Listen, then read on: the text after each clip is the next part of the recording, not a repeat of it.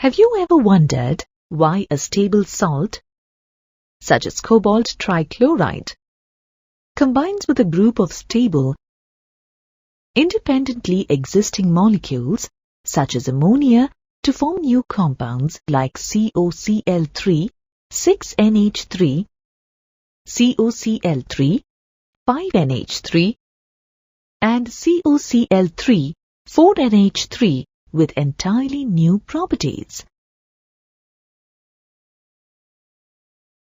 Alfred Werner, a Swiss chemist, after preparing thousands of new compounds and studying their properties, put forward a theory to explain the formation of complex compounds.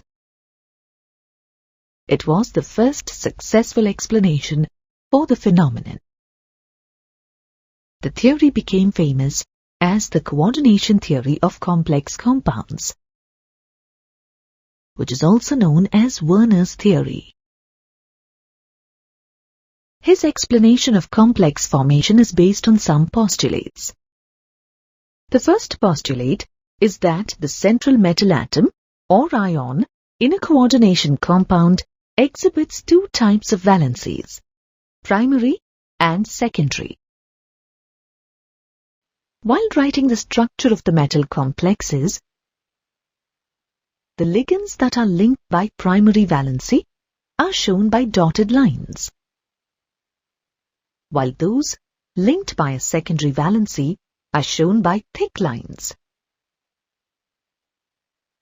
If a ligand satisfies both the valencies, then it is shown by a thick as well as by a dotted line, and it is said to exhibit dual character. The second postulate is that primary valencies are ionizable and correspond to the number of charges on the complex ion. Primary valencies apply equally well to simple salts and to complexes, and are satisfied by negative ions. For example, the primary valency of 2 in COCl2 is satisfied by 2 chloride ions. Similarly, the primary valency of 3 in the complex CONH36Cl3 is satisfied by 3 chloride ions. In modern terminology, the primary valency corresponds to the oxidation number. The third postulate is that secondary valencies correspond to the valencies that a metal atom or ion exercises towards neutral molecules or negative ions in the formation of its complex ions.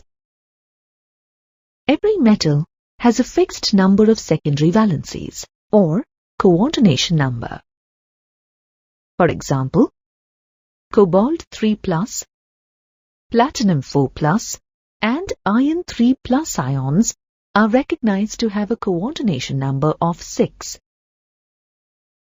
Similarly, nickel 2+, copper 2+, and platinum 2+ ions have a coordination number of 4.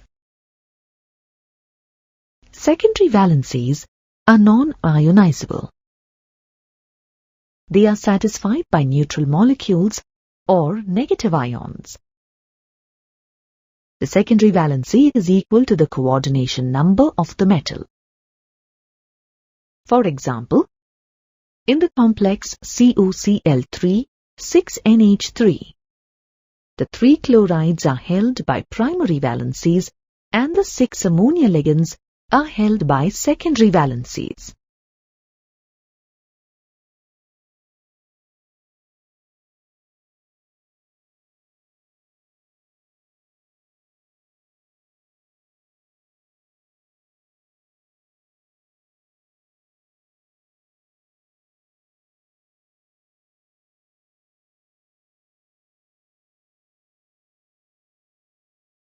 The fourth postulate is that secondary valencies are directional, and so a complex has a particular shape. The number and arrangement of ligands in space determines the stereochemistry of a complex. The most common coordination number in transition metal complexes is 6, and the shape is usually octahedral.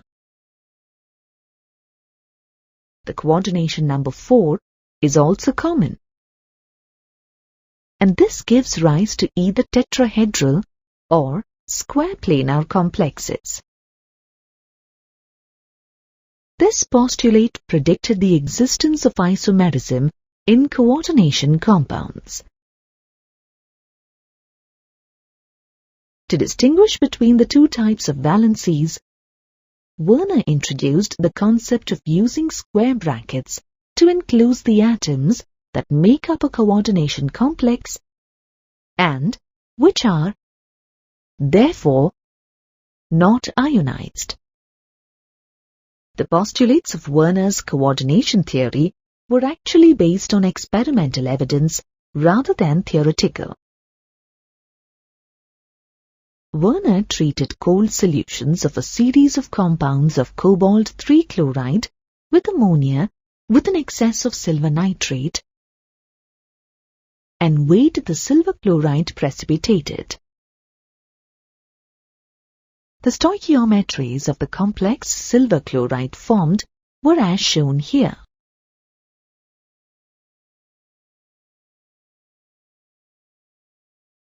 Werner deduced that in COCl3 6NH3, the primary valency or oxidation state of +3 is satisfied by 3 chloride ions.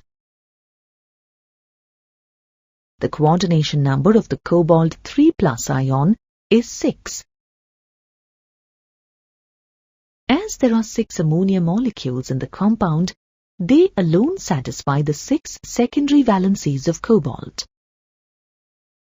As you can see, the primary valencies are represented by dotted lines and the secondary valencies by thick lines.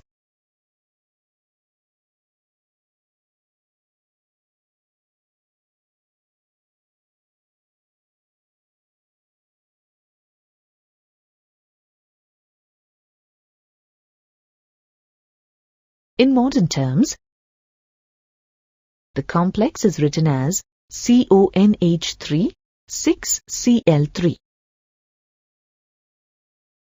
The 3 chloride ions are ionic and hence are precipitated as silver chloride by silver nitrate. Thus, the complex will ionize in solution and give 4 ions. That is, 1 CONH3 3+ ion and 3 chloride ions. Werner deduced that the loss of 1 ammonia molecule from COCl3 6NH3 should give COCl3 5NH3. This complex has only 5 ammonia molecules.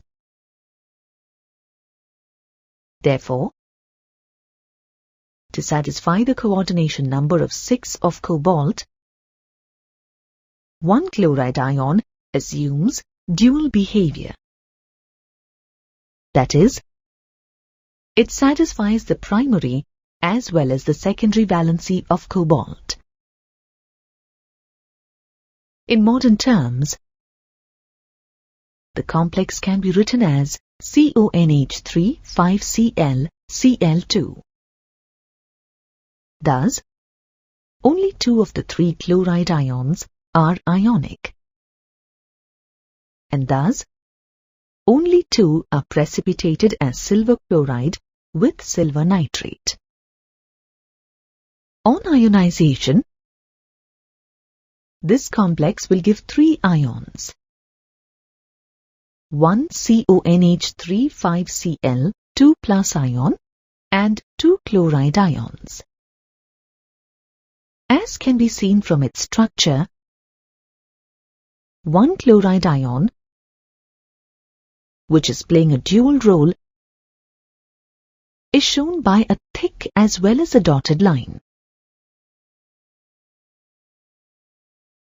Similarly, in COCl3, 4NH3, to satisfy the secondary valency of 6, two chloride ions assume dual behavior. In modern terms, the complex can be written as CONH3 4Cl2Cl.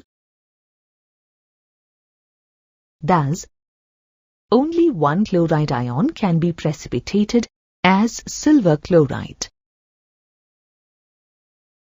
This complex, on ionization, gives two ions, one of CONH3 4Cl2 plus and the other of chloride ion. The structure of the complex is shown here.